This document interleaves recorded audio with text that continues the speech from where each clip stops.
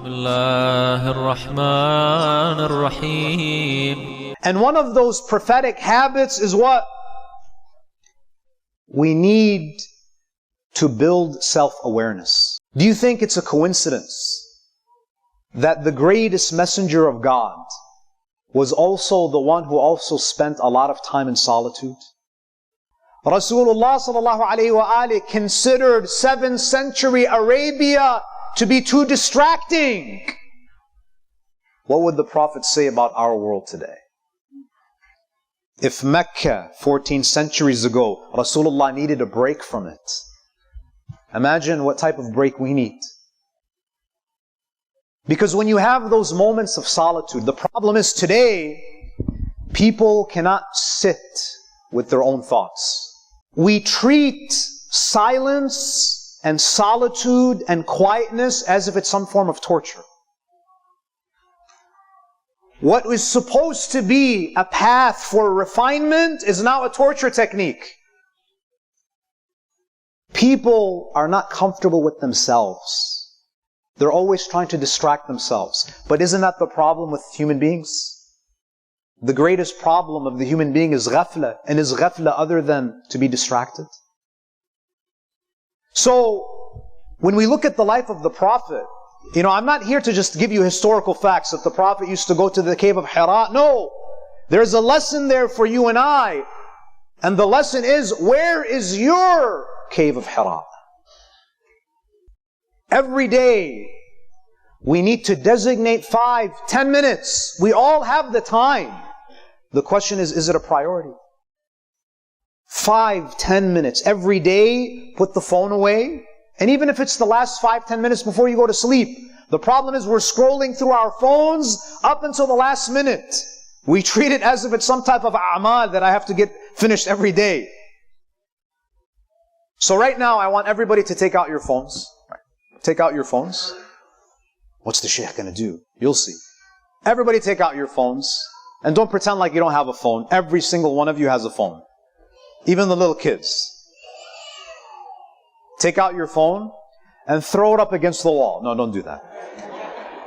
What I want you to do is put a notification that you're going to spend 5-10 minutes, maybe start with 5, I don't want you to lose your mind. 5 minutes of complete quietness. Put your phone away. Now you may say, Shaykh, what am I going to think about? You know what you should think about is what you did that day. Imam al-Kadhim alayhi salam says, لَيْسَ مِنَّا مَنْ لَمْ يُحَاسِبْ نَفْسَهُ كُلَّ يَوْمٍ. You are not from us, Ahlul Bayt, unless you take yourself to account every day. Number 2, speaking about this concept of self-awareness. So the Prophet was the most self-aware because he spent a lot of time with himself, pondering, reflecting. And he was a master at self-monitoring. Sometimes we say things, we do things without even realizing it. The Prophet had this very beautiful habit of visiting Jannatul Baqi' after praying Jama'ah prayers with his companions. So this companion is narrating this. He says, the Prophet one day went to Jannatul Baqi'. Now imagine this. The Prophet is walking and he has all of his companions walking behind him. فَتَبِعَهُ أَصْحَابُهُ فَوَقَفْ. Suddenly, the Prophet stopped. وَأَمَرَهُمْ أَنْ يَتَقَدَّمُوا. He stopped and he told all of his companions who were walking behind him, he says to them, I want you to walk in front of me. And the Prophet was walking in the back. فَسُئِلَ عَنْ ذَلِكَ.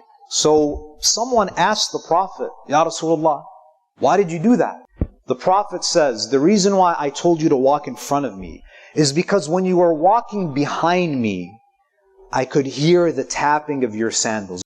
The Prophet ﷺ, he says, I asked you to walk in front of me because I was afraid that some level of pride would enter my heart. The Prophet is trying to teach us a very important lesson. And this is a very important lesson that we need today. Check your heart. You want to post something on social media? Ask yourself, is this truly for Allah or is it for clout? Is it for fame? What is this about? Ask ourselves, where is my heart in this moment? Tonight, make a promise to yourself that I want to be like my Prophet. وَإِنَّكَ لَعَلَى خُلُقٍ عَظِيمٍ. اللهم صل على محمد وآل محمد